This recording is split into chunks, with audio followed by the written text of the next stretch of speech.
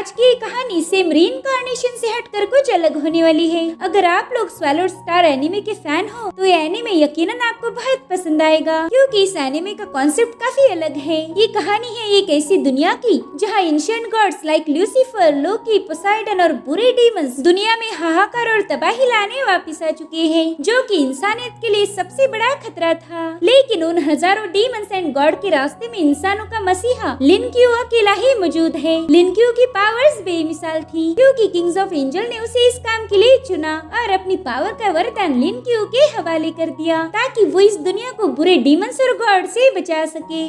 कहानी की शुरुआत में हम एक छोटे बच्चे को देखते हैं जो कि अपने घर की छत पर आ चुका था। उसने न्यूज में देखा था कि आज का मौसम काफी सुहाना है और आसमान भी साफ है। जो भी लोग चांद को देखना चाहते हैं वो टेलीस्कोप का यूज करके ल्यूनार सरफेस को देख सकते हैं। तो छोटा बच्चा अपने टेलीस्कोप लेकर मून को ऑब्जर्व करना शुरू कर देता है और तभी उसे एक एंजल दिख जाता है जिसके 6 विंग्स थे। साथ ही उस एंजल की आंखें ग्लो कर रही थी और उसे देखकर उस बच्चे की आंखों में पेन होने लगती है और फिर अचानक से इस बच्चे की आंखें भी ग्लो करने लगी, जिससे वो दर्द के मारे चीखने लगता है। और अब हमें कुछ सालों बाद का सीन दिखाया जाता है जहाँ पर वही बच्चा बड़ा हो चुका है और इसका नाम है लिनक्यू। उस एंजल वाले हादसे के बाद इस बच्चे ने कभी अपनी आंखें नहीं खोली थी। वो अब शॉपिंग करके सिग्नल छूटने का वेट करता है। सभी लोग उसे ही घूर रहे थे मानो उन्होंने कोई भूत देख लिया हो। वो कह रहे थे कि ये बंदा अपनी आंखों पर पट्टी बांध के ऐसे रोड क्रॉस कैसे कर सकता है। वहाँ पर एक छोटी बच्ची भी थी। वो कहती, भाई क्या मैं आपकी रोड क्रॉस करने में मदद कर सकती हूँ? मगर लिनक्यू को किसी सहारे की जरूरत नहीं। उस बच्ची को प्यार दिखाते हुए खुद ही उसे रोड क्रॉस करने में हेल्प करता है और वही सबसे आगे भी था।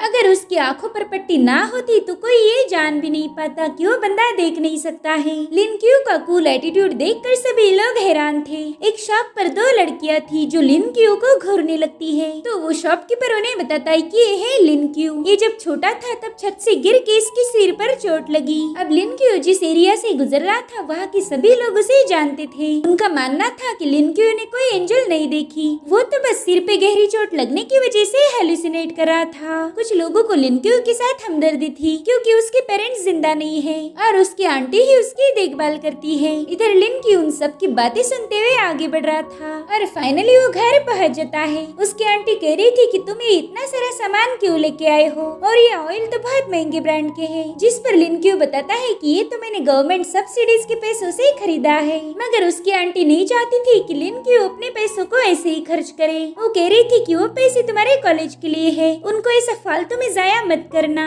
और इससे हमें पता चलता है कि उसकी आंटी उससे कितना ज्यादा प्यार करती है। साथ ही हम लिनक्यू के छोटे भाई को देखते हैं और ये भी लिनक्यू का बहुत ख्याल रखता है। अब लिनक्यू के आंटी से बता रही थी कि डॉक्टर तुम्हारा वेट कर रहे हैं, आज तुम्हारे उनके साथ अपॉइंटमेंट है, तो उनके सामने अच्छे से जवाब देना। जिसके बाद हमें लिनक्यू का डॉक्टर के साथ का विजिट दिखाया जाता है। वो बंदा कह रहा था कि तुम्हारे पहले वाले डॉक्टर का ट्रांसफर हो चुका है, इसलिए आज के बाद तुम्हारे केस को मैं हैंडल करूंगा। तो बताओ क्या तुम अपने आँखों से देख सकते हो? जिस पर लिनक्यू कहता है, हाँ मैं थोड़ा बहुत देख लेता हूँ। अब डॉक्टर कह रहा था कि मैं तुमसे कुछ सवाल पूछूंगा, अगर तुम उनके जवाब ठीक से दे पाए तो तुम स्कूल जा पाओगे। क्या तुम्हें अभी भी हेलुसिनेशन होते हैं, ऐसी चीजें जो रियल ना हो, क्या तुम वो देखते हो? जिस पर लिनक्यू कहता है कि ना अब तो ऐसा नहीं होता। अगला सवाल था कि क्या तुम्हें सपने आते हैं और सिर दर्द होता है? तो अब इस सवाल का जवाब देने से पहले लिनक्यू हमें इस दुनिया में क्या हुआ था इसका बैकग्राउंड बताने लगता है। वो कह रहा था कि लगभग 100 साल पहले हमारी दुनिया पर अचानक से कोहरा छा गया और वो कोहरा एक महामारी जैसा पूरी दुनिया में फैल गया। इसमें कई सारी बड़ी कंट्रीज तबाह हो गई, लेकिन इस हादसे की कोई भी न्यूज पब्लिक नहीं की गई। वो कोहरा डाशिया बॉर्डर के पास आके रुक गया था। सिर्फ हम डाशिया बॉर्डर के लोग ही इस कोहरे में सरवाइव कर पाए। इतनी बड़ी तबाही होने के बावजूद भी लोगों ने इस पर ध्यान नहीं दिया। जो लोग कोहरे में गायब हुए उस पर भी कोई सवाल नहीं उठाए गए और इस कैटास्ट्रॉफी में सिर्फ हमारा डोशिया ही क्यों बचा, इस पर भी किसी ने सवाल नहीं किया। अब अगर इन लोगों को ही कोई लेना देना नहीं तो फिर मैं अकेले सवाल क्यों उठाऊंगा, इसलिए मैं भी चुप हो गया। जब मैं 10 साल का था तब चांद को देखते हुए मैं छत से गिर गया। उस दिन मैंने जो भी देखा था उसे मैंने डॉक्टर को बताने की कोशिश की, लेकिन उनका मानना मानना था कि मैं सिर पे चोट लगने की वजह से ये सब बकवास कर रहा हूँ। उन्होंने मेरे इल्यूजन खत्म करने के लिए मेरे मेडिसिन डोज बढ़ा दिए और मुझे एक पागल करार दे के असाइलम में डाल दिया गया। इन 5 सालों में मैं एक बात तो जान चुका हूँ कि अगर इस दुनिया में तुम्हें सर्वाइव करना है तो झूठ बोलना लाजमी है। और अब वो डॉक्टर को बताता है कि ना मुझे कोई इल्यूजन नहीं दिखते। तब मेरे सिर पे चोट लगी थी इसलिए मुझे 6 विंग्स वाला एंजल दिख गया। तो डॉक्टर पूछता है कि लिन क्यों, क्या तुम्हें अभी भी लगता है कि इस दुनिया में गॉड्स मौजूद है? तो कहते हैं नहीं, यहाँ कोई गॉड नहीं, वो तो बस मेरे दिमाग की फैंटेसी थी। उसके जवाब से डॉक्टर भी थोड़ा सा खुश हो गया। जिसके बाद डॉक्टर अगले सवाल पर मूव होता है। वो पूछता है कि लिन क्यों, क्या तुम्हें अभी भी लगता है कि हमारी दुनिया में मिथिकल मॉन्स्टर्स है? अब लिन क्यू को तो सच्चाई पता थी, लेकिन वो कह रहा था कि ना यहाँ कोई मॉन्स्टर नहीं है, वो तो बस अफवाह थी। आज तक कोई भी मॉन्स्टर होने का सबूत पेश नहीं कर पाया। और अब हमें एक टनल का सीन दिखाया जाता है जहाँ पर एक भयानक मॉन्स्टर ने एक वर्कर पर अटैक कर दिया। वो मॉन्स्टर अब उस बंदे को खाने ही वाला था कि तभी एक स्वॉर्ड सीधे उसके मुंह को चीरते हुए बाहर निकलती है। दरअसल ये अटैक एक लड़की ने किया था। अब वो अपने पावरफुल स्पीयर को निकाल कर मॉन्स्टर्स को खत्म करना शुरू कर देती है।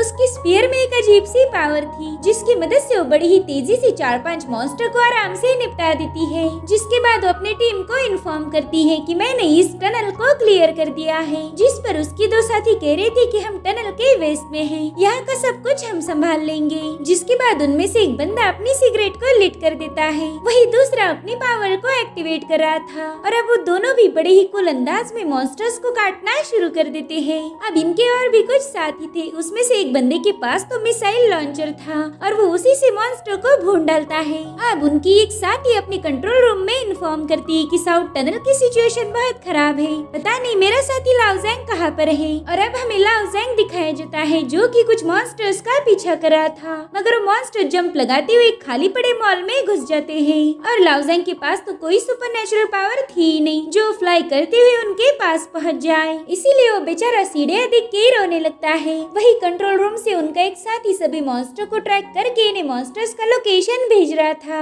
इधर इन दोनों एजेंट्स ने वर्कर के सामने ही मॉन्स्टर का खात्मा किया था और वो वर्कर्स ये सब देख के काफी ज्यादा डरे हुए थे। तो अब अपना मिशन पूरा होते ही वो बंदा एक मिस्टीरियस बेल को बाहर निकाल लेता है। उसे बजाते हुए उन लोगों से कह रहा था कि बस इसे सुनो और सब कुछ भूल जाओ, तुमने यहाँ पर कोई मॉन्स्टर नहीं देखे और ना ही तुम हमें पहचानते हो। और अब उस बेल की पावर से वो लोग अचानक से बेहोश हो गए। उनकी रिसेंट वाली सारी मेमोरीज इरेज हो गई थी। गाइस, इस सीन को देख के आपको कौन सी मूवी की याद आती है वो मुझे कमेंट करके जरूर बताना। इधर लाओजैंग को कंट्रोल रूम से ऑर्डर मिली थी कि उसने जल्दी से बैरियर सेटअप करना है, मगर वो कह रहा था कि बस एक बार मैं इन मॉन्स्टर को खत्म कर दूं, इन्होंने मुझे काफी भगाया है। लेकिन तभी वहाँ पर उसके एक और साथी पहुँच जाती है। इसके पास सुपरनेचुरल पावर थी तो उसके लिए मॉन्स्टर्स को मारना कोई बड़ी बात नहीं। उसने बड़े ही कुल अंदाज में उन सभी मॉन्स्टर्स को 1 बाय 1 निपटा दिया। लाओजैंग उसे इरिटेट होकर कह रहा था कि यार एक आधा मॉन्स्टर तो मेरे लिए छोड़ देती, सबको मारना जरूरी था क्या? मेरा इतनी सीढ़ियाँ चढ़ के कोई फायदा नहीं हुआ।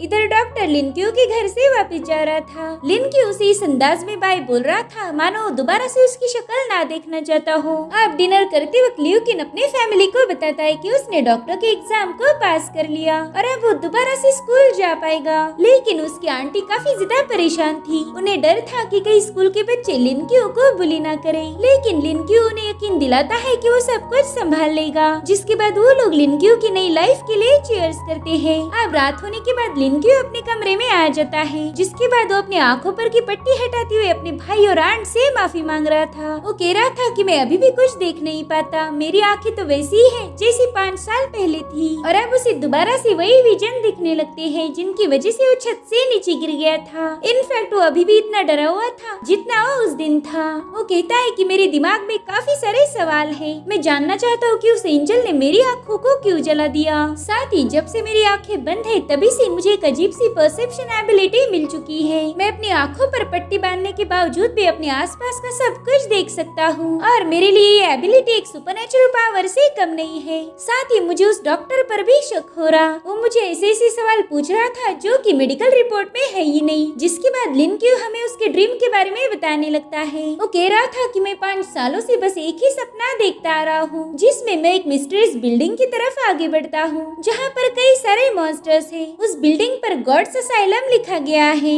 मैं हर बार जाके उस बिल्डिंग के मेन डोर पर नॉक करता हूँ मगर आज तक वो डोर ओपन नहीं हुआ। मुझे शक है कि जो एंजल मैंने स्काई में देखा था वो इसी दरवाजे के पीछे है, लेकिन मेरी लाख कोशिशों के बावजूद भी मैं इस दरवाजे को ओपन नहीं कर पाया। और अब लिनक्यू इसी मिस्टीरियस बिल्डिंग के बारे में सोचते हुए सो जाता है, जिसके बाद हमें अगले दिन की कहानी दिखाई गई। लिनक्यू अपने स्कूल में 5 साल बाद रिटर्न आ गया था, लेकिन उसकी क्लासमेट्स उसे बुली ना करते हुए उसके साथ काफी अच्छे से बर्ताव कर रहे थे। इनफैक्ट नए क्लासमेट को भी उसका नाम पता था। दरअसल लिनक्यू की आंटी ने इन बच्चों से पहले ही रिक्वेस्ट की थी कि वो लिनक्यू के साथ अच्छा बर्ताव करे और साथ ही स्कूल में उसका पूरा ख्याल रखे। जब लिनक्यू को ये सारी बातें पता चली तब वो अपनी आंटी को लेकर काफी ज्यादा इमोशनल हो गया। वो उनके एहसानों के लिए उनका शुक्रगुजार था। अब स्कूल में भी इसी फॉग के टॉपिक पर सिखाया जाता है, जिसे लिनक्यू काफी इंटरेस्ट से सुन रहा था। वो कहता है कि मैं जल्दी सच्चाई का पता लगाऊंगा। अब रात के समय लिनक्यू की स्कूल फ्रेंड उसे घर तक एस्कॉर्ट करने आए थे, क्योंकि उन्होंने उसकी आंटी से वादा किया था कि वो लिनक्यू का पूरा ख्याल रखेंगे। साथ ही लिनक्यू का एक दोस्त उसे बताता है कि कॉलेज की 2 लड़कियां आज लिनक्यू पर लाइन मार रही थी। हालांकि ये बिल्कुल भी सच नहीं था, वो तो बस लिनक्यू को थोड़ा सा चीरअप करने के लिए बकवास कर रहा था।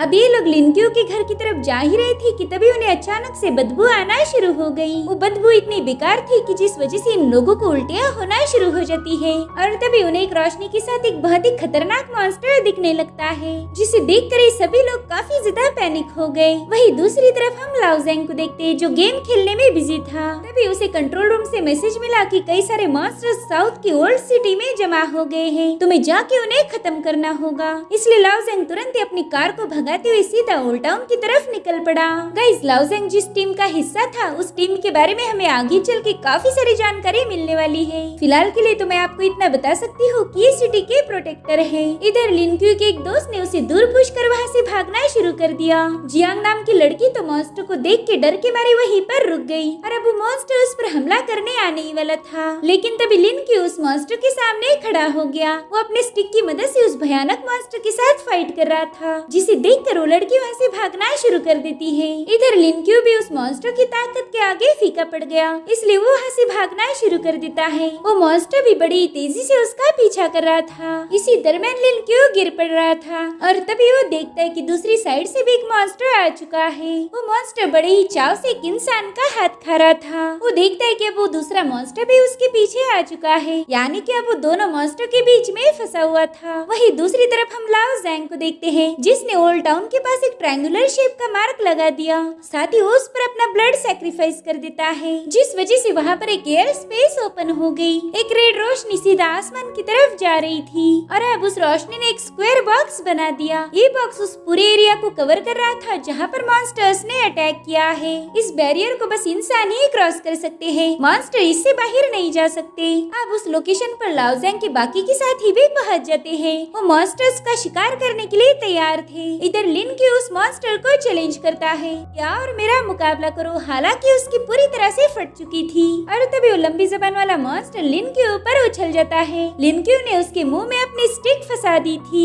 अब नजारा कुछ ऐसा था कि लिनक्यू नीचे और मॉन्स्टर उसके ऊपर। वो मॉन्स्टर लिनक्यू को अपनी लंबी जबान से चाट रहा था, जो कि दिखने में वाकई बहुत ही घिनौना लगता है। उसी वक्त लिनक्यू सोच रहा था कि बचपन से लोगों ने मुझे पागल करार दिया। मैंने 5 साल लोगों की ताने सुन के गुजारे हैं और आज पहली बार मैंने अपनी लाइफ की नई शुरुआत की। लेकिन उसी दिन तुम मॉन्स्टर्स ने मुझ पर हमला कर दिया, मगर इस बार मैं हार नहीं मानूंगा। मैं तुम जैसे गंदे मॉन्स्टर करने वाला नहीं बन सकता। जिसके बाद उस मॉन्स्टर से दूर जंप लगा देता है और फिर उसने अपनी स्टिक की मदद से उस मॉन्स्टर के साथ फाइट करना शुरू कर दी और तभी उस मॉन्स्टर के नाखून की वजह से उसके आंखों पर लगी हुई पट्टी फट जाती है। इसी वक्त लिनक्यू अपनी स्टिक उस मॉन्स्टर के आर पार कर चुका था और तभी लिनक्यू को उसी बिल्डिंग का विजन दिखने लगा जो हर रात सपने में देखता है। अब लिनक्यू को डिस्ट्रैक्ट होता हुआ देखकर वो मॉन्स्टर सीधा उसे काटना शुरू कर देता है, मगर लिनक्यू अपनी स्टिक उसके आर पार घुसा रहा था। वहाँ पर दूसरा एक और मॉन्स्टर मौजूद था। वो देखता है कि एक ह्यूमन उसके साथी को मार रहा है, इसलिए वो भी लिनक्यू पर हमला करने के लिए आगे बढ़ता है। वो मॉन्स्टर लिनक्यू पर छलांग लगाते हुए उसे नीचे गिरा देता है, इसलिए लिनक्यू उससे बचने के लिए अब उसके मुंह पर पंच मार रहा था।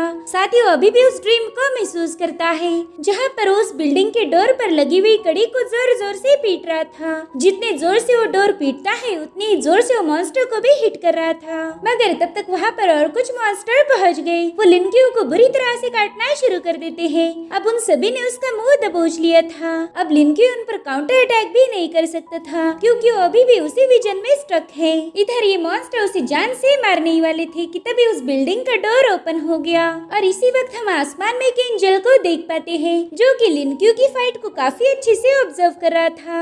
अभी कौन है ये हमें आगे पता चलेगा। इधर उस डोर के ओपन होने से लिनक्यू में बहुत ही खतरनाक पावर्स आ गई थी। अब वो अपनी आंखों से बहुत ही तेज रोशनी निकालना शुरू कर देता है। उसकी आंखों की रोशनी सीधा आसमान में जा रही थी। साथ ही उस रोशनी में इतनी हिट थी कि वहाँ लगी खिड़कियों के शीशे भी पिघलने लगते हैं और तभी वहाँ पर लाओ ज़ांग भी पहुँच गया। इन लोगों ने टाउन पर जो बैरियर लगाया था उस पावरफुल बैरियर को भी रोशनी ब्रेक कर देती है, जिसे देखकर लाओ ज़ांग के साथ ही कह रहे थे कि ये तो नई फॉरबिडन रूइंस का जन्म है। गाइस, ये फॉरबिडन रूइंस क्या है ये मैं आपको आने वाले एपिसोड में अच्छे से एक्सप्लेन करूंगी। फिलहाल के लिए आप इसे एक पावरफुल टेक्निक भी समझ सकते हो। लाओ ज़ांग के साथ ही हैरान होकर कह रहे थे कि इस रूइन की पावर तो बहुत ही ज्यादा डोमिनेटिंग है, मगर तभी उनका साथ ही कंट्रोल रूम से बताता है कि ना, ये कोई फॉरबिडन रूइंस नहीं है बल्कि ये तो शिनजू है। आप शिनजू ये वर्ड सुनते ही वो सभी लोग शॉक हो गए।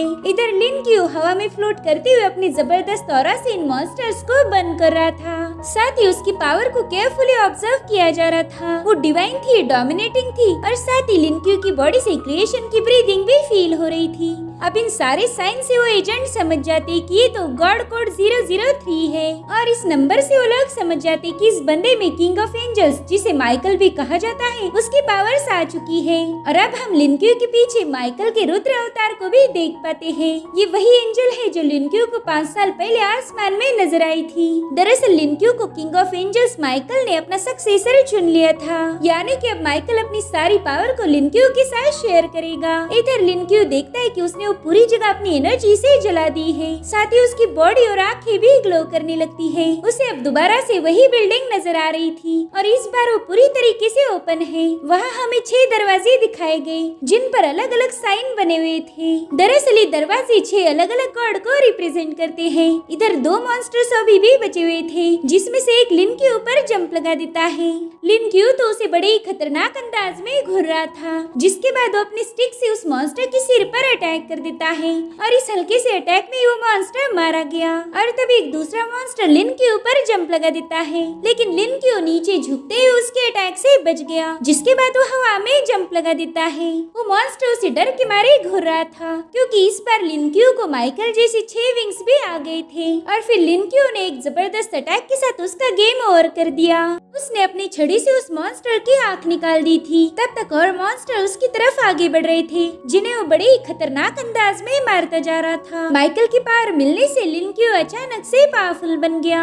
अब बचे हुए मॉन्स्टर को लाओ ज़ांग स्मोक करते हुए काटना शुरू कर देता है। उसके पास कोई सुपरनेचुरल पावर नहीं थी, मगर अपनी तलवारबाजी के दम पर वो उन सभी से निपटते हुए फाइनली बड़े ही कुल अंदाज में एक आखिरी मॉन्स्टर की गर्दन काट कर लिनक्यू के आगे फेंक देता है। वो लिनक्यू से पूछ रहा था कि बच्चे बताओ कैसी लगी मेरी मूव्स, मैं हैंडसम लग रहा था ना? तो लिनक्यू कहता है हाँ एकदम झकास लग रहे थे। अब लाओ ज़ांग कुल अंदाज में अपने सिगरेट के ऐश को झटका कर पूछता है कि बताओ क्या तुम भी मेरे जैसे हैंडसम बनना चाहोगे? जिस पर लिनक्यू बिल्कुल ही जीरो इंटरेस्ट दिखाते हुए कह रहा था कि ना, मेरे को नहीं बनना हैंडसम। और अब वो लाओ ज़ांग से भी दुगना एटीट्यूड दिखाते हुए वहाँ से चला जाता है। जिसके बाद अगले सीन में हमें गॉड्स के स्टैचूज दिखाए गए। उनके सामने ढेर सारी कैंडल जलाई हुई थी और कुछ हुडी वाले लोग उनकी इबादत कर रहे थे। तभी उनमें से एक शख्स कहता है कि अभी भी गॉड का एक नया एजेंट अपीयर हुआ है। ये सुनकर वो सभी लोग खुश हो गए। वो बंदा कह रहा था कि शायद वो बच्चा किंग्स ऑफ एंजल माइकल का सक्सेसर है। तभी उनका लीडर कहता है कि जाकर उसे ढूंढ के यहाँ लेके आओ।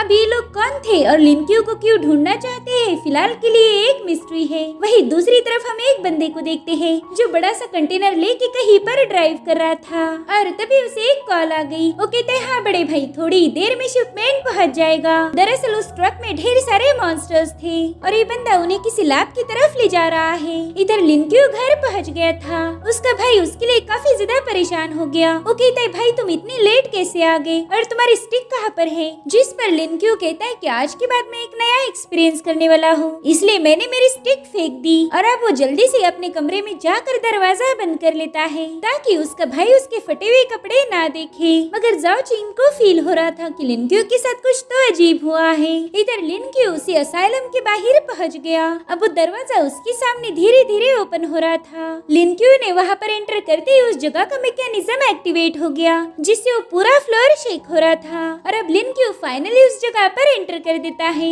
उसे वो जगह जानी पहचानी लग रही थी। वो खुद से ही पूछता है कि आखिर ये जगह मेरे मेंटल हॉस्पिटल जैसी क्यों नजर आ रही है। यहीं पर तो मैंने 5 साल गुजार दिए। वहाँ का सारा स्ट्रक्चर बिल्कुल सेम था और इसी वजह से लिन क्यू को भी ये जगह काफी इंटरेस्टिंग मालूम हो रही थी। जिसके बाद वो पेशेंट के कॉरिडोर में पहुँच गया। वहाँ पर कई सारे कमरे थे, तो लिन क्यू उन्हें 1 बाय 1 ओपन करने की कोशिश कर रहा था, मगर उसमें से एक दरवाजा भी नहीं खुला। उस सभी के सभी लॉक थे। लिन क्यू परेशान होकर कह रहा था कि शायद ये सभी दरवाजे किसी गॉड से बिलोंग करते हैं। जिसके बाद वो एक आखिरी दरवाजे के पास पहुंच गया। उस पर मून का साइन बना हुआ था। अब जैसे ही लिन क्यू ने उसके हैंडल पर हाथ लगाया, उसमें से गोल्डन एनर्जी रिलीज होने लगती है, जो देखकर वो बहुत ज्यादा शॉक हो गया था। और ताज्जुब की बात ये थी कि लिन क्यू आराम से उस डोर को ओपन कर पाता है। वो देख पाता है कि उस रूम में एक समंदर है और उसी समंदर के बीच में एक औरत बैठी हुई थी। लिन क्यू उन समंदर की लहरों से थोड़ा सा डर गया था। जिसके बाद उस औरत को केयरफुली ऑब्जर्व करता है और इसी वक्त वो लेडी भी उसे देख लेती है। उसके देखते ही वो समंदर पूरा गायब हो गया। वो कमरा अब एक पेशेंट रूम जैसा नजर आ रहा था। अब लिन क्यू उसे दरवाजे से हेलो बोल रहा था, मगर वो लेडी उस पर कोई तवज्जो नहीं देती।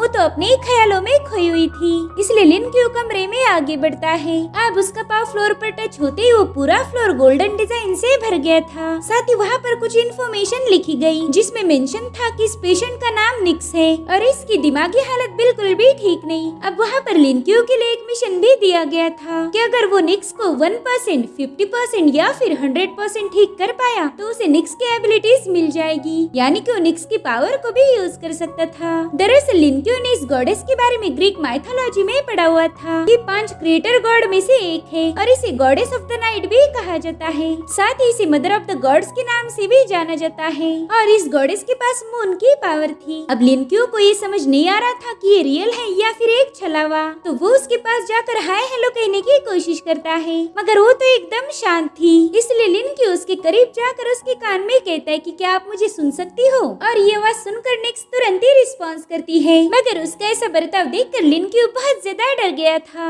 अब गॉडेस ऑफ नाइट रोते हुए कहने लगती कि फाइनली तुमने मुझे ढूंढ लिया, मुझे पता था कि मेरा बच्चा मुझे ढूंढ लेगा। ये सुनकर तो लिन क्यू और ज्यादा शॉक हो गया था। वो समझ जाता है कि ये गॉडेस अपने बच्चे के बारे में बात कर रही है। अब वो गॉडेस चेयर पर से उठ के सीधा उसे अपनी बाहों में लेने जाती है। इस मोमेंट पर तो लिन क्यू उससे और ज्यादा डर गया था और तभी वो देखता है कि गॉडेस ने उसे नहीं बल्कि किसी चीज को पकड़ लिया है। अब उस चीज से रोते हुए कह रही थी कि तुमने मुझे ढूंढ लिया, मुझे पता था कि तुम मेरे पास जरूर से वापिस आओगी। अब उस चीज का अपने बच्चे जैसा लाड़ करने लगती है। जिसके बाद वो गॉडेस अपने इमेजिनरी बच्चे के साथ पूरे रूम में खेल रही थी। कभी वो हंसती थी तो कभी वो रोती थी और उसकी हालत देखकर लिन क्यू समझ जाता है कि वो तो मेंटली बुरी तरह से बीमार है। अगर लिन क्यू इस गॉडेस का इलाज कर पाया तो उसे उसकी मैजिकल पावर मिलेगी। इधर लाओजेंग के दोस्त उससे माइकल के सक्सेसर के बारे में पूछ रहे थे, क्योंकि इस अकेले बंदे ने ही लिन क्यू को करीब से देखा हुआ था। बाकी लोगों ने तो बस उसकी पावर को विटनेस किया।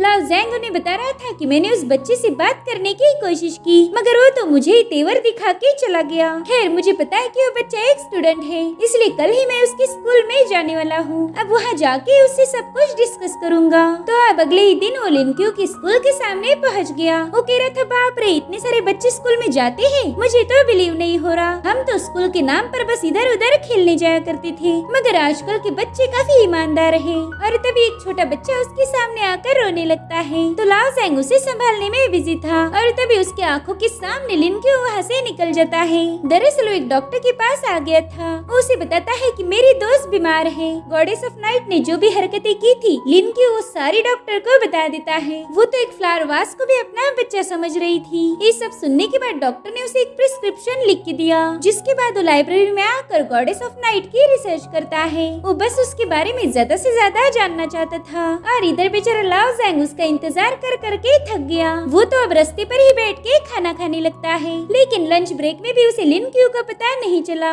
इसलिए अब वो तंग आकर लिनक्यू की एक बेकार सी ड्राइंग बना लेता है। अब वो हर आने जाने वाले को ड्राइंग दिखाकर पूछ रहा था कि क्या आपने इस लड़के को देखा है, मगर वो लोग तो उसे पागल समझकर उससे दूर भाग रहे थे। इधर लिनक्यू को पता चल गया था कि गॉडेस को सेवरल डिलीजन डिसऑर्डर की बीमारी है। डॉक्टर ने उसे बताया था कि शायद तुम्हारी दोस्त ने बहुत ही खतरनाक मेंटल ट्रॉमा को झेला है और इसी वजह से उसकी दिमागी हालत ठीक नहीं। ऐसे लोग रियलिटी को एक्सेप्ट नहीं कर सकते, बल्कि उन्हें तो अपने फैंटेसी वर्ल्ड में जीना अच्छा लगता है। साथ ही डॉक्टर ने उसे सलाह दी थी कि उसने अपनी दोस्त के बैकग्राउंड को अच्छे से चेक करना चाहिए। अगर उसके पास के बारे में लिनक्यू को पता चल जाए तो उसकी बीमारी का इलाज भी हो सकता था। साथ ही डॉक्टर ने उसे कुछ मेडिसिन भी दे दी थी और तभी लिनक्यू को लाओ सांग की आवाज आती है। दरअसल माइकल की पावर की वजह से वो काफी दूर तक का भी सुन सकता था। इधर लाओ सांग अपने साथियों को बता रहा था कि तुम लोग बिल्कुल भी टेंशन मत लो, मैं आज ना कल उसे ढूंढ लूंगा। अब रात के समय लिनक्यू गॉडेस के पास चला जाता है। वो डॉक्टर के कपड़े पहन के उसे कुछ टैबलेट खाने को देता है जिसे गॉडेस ने भी कंज्यूम कर लिया।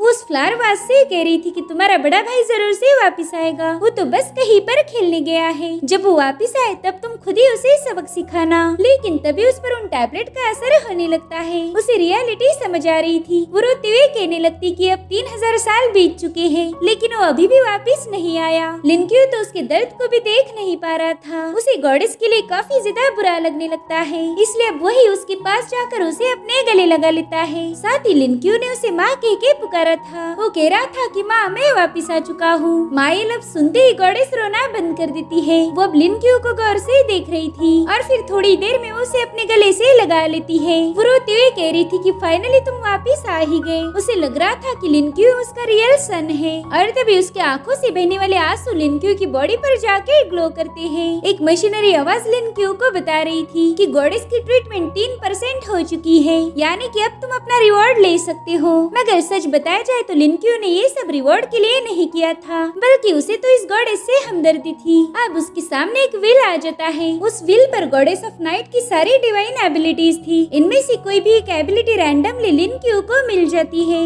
उसमें अब गॉडेस की पावर आ गई थी, इसलिए वो बड़ी ही तेजी से भाग सकता था। उसका स्पीड, स्ट्रेंथ, बॉडी की टफनेस पहले से 5 गुना ज्यादा बढ़ गई थी। लेकिन वो इस पावर को सिर्फ रात के समय ही यूज कर सकता था, क्योंकि निक्स एक नाइट की गॉडेस है। इधर लिनक्यू काफी लंबी जंप लगा रहा था। साथ ही अब लिनक्यू को एक हेवनली वॉइस सुनाई देती है जो उसे बता रही थी कि तुम अब बाकी क्रीचर से काफी हद तक स्ट्रॉन्ग बन चुके हो। इधर लिनक्यू यहाँ से वहाँ छलांगे लगाते हुए अपनी स्पीड और पावर को एंजॉय कर रहा था। हेवनली वॉइस उसे बताती है कि तुम्हें अब परिंदे और जानवरों से बात करने की एबिलिटी भी मिल चुकी है, लेकिन ये पावर भी सिर्फ रात के समय एक्टिवेट होगी। इधर लिनक्यू अब ट्रेन पर सवार हो गया था। वो तो बस हर तरीके से अपनी पावर को आजमाना चाहता है। साथ ही हेवनली वॉइस उसे बताती है कि तुम इन पावर के साथ एक यूनिक किंग बन चुके हो। और अब लिनक्यू बड़ी ही तेजी से जंप लगाते हुए अपनी ओल्ड सिटी में मौजूद सबसे बड़े टावर पर क्लाइंब करता है। वहाँ से सिटी का नजारा देखने लायक था और इसे देखकर लिनक्यू भी काफी ज्यादा खुश हो गया था। और अब अपना एंजॉय करने के बाद वो सोचता है कि इस मेंटल असाइलम में टोटल 5 गॉड्स हैं और मेरे ख्याल से वो सभी बीमार होंगे। अब मैं हर एक गॉड का इलाज करके उनके एबिलिटीज को हासिल कर सकता हूँ, मगर पता नहीं मैं इन दरवाजों को कब खोल पाऊंगा। खास कर ये वाला दरवाजा, ये मुझे बहुत ही खास लग रहा है। और तभी उसके पास एक बैट आ जाती है। वो लिनक्यू को कुछ बता रही थी, तो लिनक्यू उस बैट को फॉलो करते हुए उस कंटेनर के पास पहुंच गया जिसके अंदर मॉन्स्टर भरे हुए थे।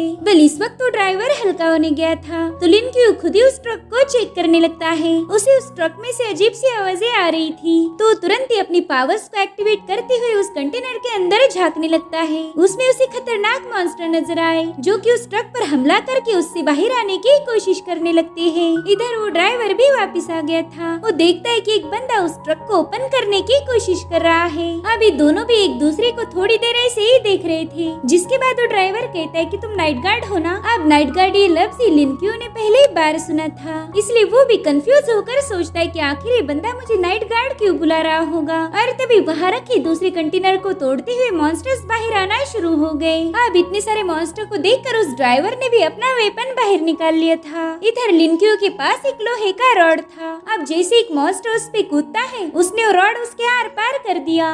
तक वो बंदा भी लिन के ऊपर हमला करने आ जाता है, मगर लिन के उस पे वो मरा हुआ मॉन्स्टर फेंक के मारता है और अब उसने मॉन्स्टर्स को खत्म करना शुरू कर दिया। वो बड़े ही ब्रूटल तरीके से उन्हें मार रहा था। साथ ही लिन क्यू की तेज रफ्तार देखकर वो बंदा भी इम्प्रेस हो गया। वो कहता है भाई तेरी बॉडी तो बहुत ही फ्लेक्सिबल है। इधर लिन क्यू सीधा एक कंटेनर पर जंप लगाता है तो सभी मॉन्स्टर बड़े ही तेजी से उसके पीछे जा रहे थे। इधर लिन क्यू गॉडेस ऑफ नाइट की पावर का यूज करते हुए उल्टी पुल्टी छलांगे मार रहा था। खुद मॉन्स्टर को भी समझ नहीं आता कि उनकी मौत कब हो रही है। अब तो लिन क्यू सीधे एक मॉन्स्टर पर ही सवार हो गया। उसे अपने पाँव के नीचे घसीटते हुए अपने साथ ले जाने लगता है और लिन क्यू की सतरंगी हरकत से उस मॉन्स्टर की हालत खराब हो गई। अब ऐसे कूल अंदाज में वो 1 बाय 1 उन सभी मॉन्स्टर को खत्म करती जा रहा था, लेकिन तभी कुछ मॉन्स्टर उसे जकड़ने में कामयाब हो गए। उन्होंने लिन क्यू को पूरी तरह से दबोच लिया था। तो लिन क्यू इसी वक्त अपनी दूसरी यानी कि माइकल की पावर को एक्टिवेट कर देता है। उसके ऐसा करते उसकी आंखों से गोल्डन लाइट रिलीज हो रही थी और फिर वो 1 सेकंड के अंदर ही उन दोनों मॉन्स्टर को खत्म करके आजाद हो गया। जिसके बाद वो दोबारा से गॉडेस ऑफ नाइट की पावर को एक्टिवेट कर देता है।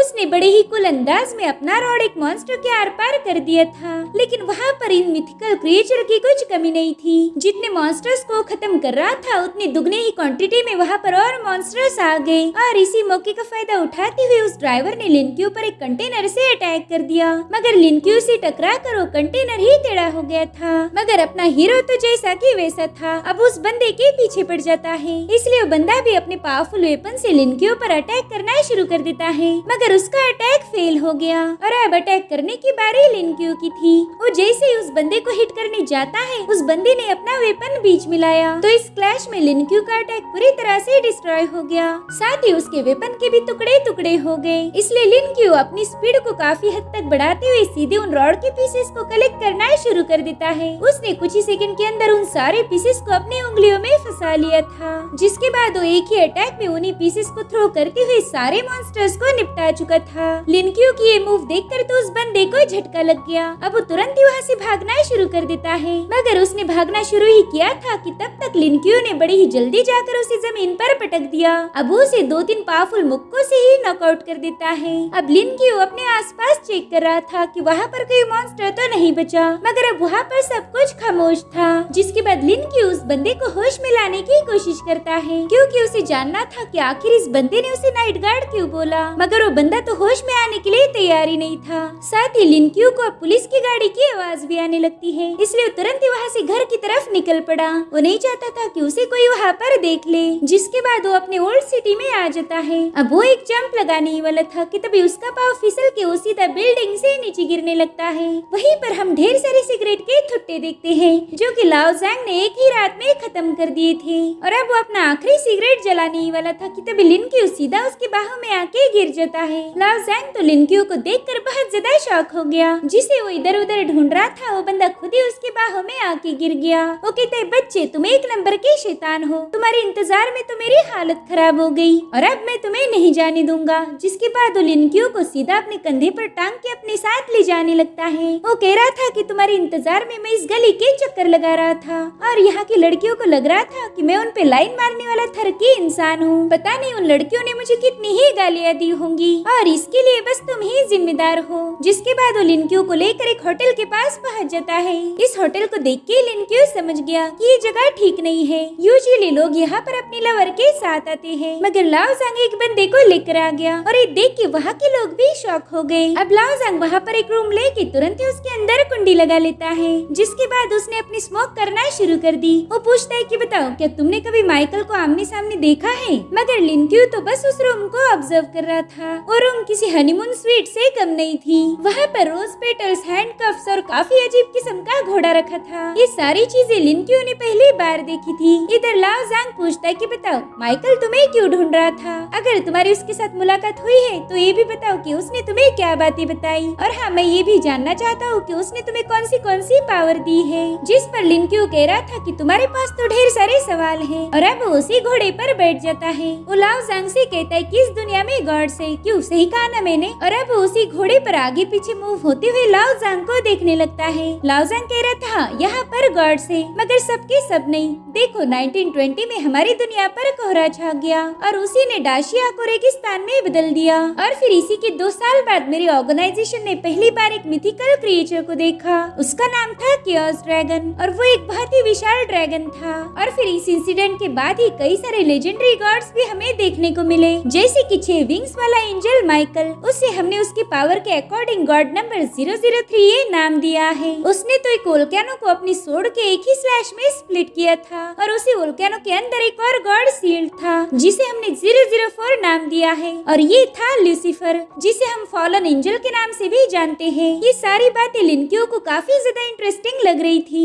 अब लाओ जांग आगे बताता है कि हमने इन 100 सालों में लगभग 100 से भी ज्यादा गॉड्स को ऑब्जर्व किया है। जितने भी गॉड्स का जिक्र माइथोलॉजी में किया गया है उनमें से ढेर सारे तो हमारी दुनिया में ही मिल जाएंगे। हमने उन सभी देवताओं के रिकॉर्ड जमा किए हैं, लेकिन अभी तक हमें अपना डाशिया गॉड नहीं मिला। तो लिनक्यू पूछता है ऐसा क्या हुआ जो तुम्हें डाशिया गॉड नहीं मिला? जिस पर वो कहता है पता नहीं, अभी तक उस गॉड का कोई भी ट्रेस नहीं मिला। हमने तो उसे ढूंढने की पूरी कोशिश की लेकिन वो कहीं नहीं है। और मेरे ख्याल से इसी वजह से हमारा डाशिया रीजन अभी भी सही सलामत है। हमारे गॉड ने उस कोहरे से हमें बचाया होगा। लेकिन अब कुछ सालों बाद हम ये बात जानते हैं कि वेस्ट का गॉड हमारे डाशिया के गॉड के साथ वॉर करने वाला है, यानी कि हमारी दुनिया में देवताओं की जंग होगी। अब वो बड़ा ही सीरियस होकर लिनक्यू को घूर रहा था। उसे उम्मीद थी कि लिन इस पर कोई जवाब देगा या फिर वो माइकल के बारे में सारी इन्फॉर्मेशन बता देगा। मगर तभी लिन उसके मुंह के पास जाकर एकदम सीरियस होके पूछता है कि भाई साहब आपको कोई दिमागी बीमारी तो नहीं है ना? और ये सुनकर लाओ जांग बेचारा शॉक हो गया। वही दूसरी तरफ हम उस ड्राइवर को देखते हैं जिसे मार मार के उसके मुंह में टॉयलेट रोल घुसा के रखा था।